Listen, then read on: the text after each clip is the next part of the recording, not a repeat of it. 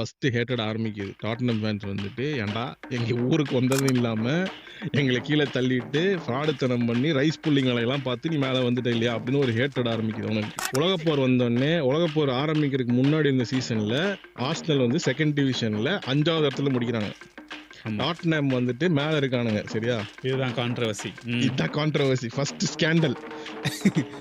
அப்புறம் உலகப்போர் வந்துருது. உலகப்போர் முடிஞ்சதுக்கு அப்புறம் ஃபர்ஸ்ட் நடக்கிற லீக் வருஷத்துல வந்து என்ன பாக்குறாங்கன்னா, ஓகே டாட்டனம் மேல இருக்காங்க, ஆர்சனல் கீழே, அதுவும் 5th, ஃபர்ஸ்ட் கூட கிடையாது.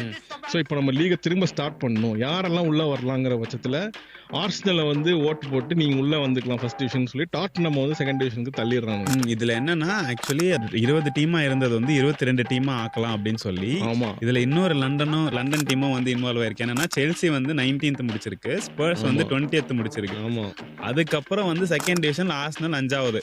ஆமா. ஸோ அப்போ 2 டீம் இன்க்ரீஸ் பண்ணோம்னா வந்து நார்மலி அந்த 19-20 முடிச்ச டீம் வரணும், அப்படி இல்லைன்னா 2வது டிவிஷன்ல இருந்து ஃபர்ஸ்ட் 3 டீம்ஸ் வரணும்.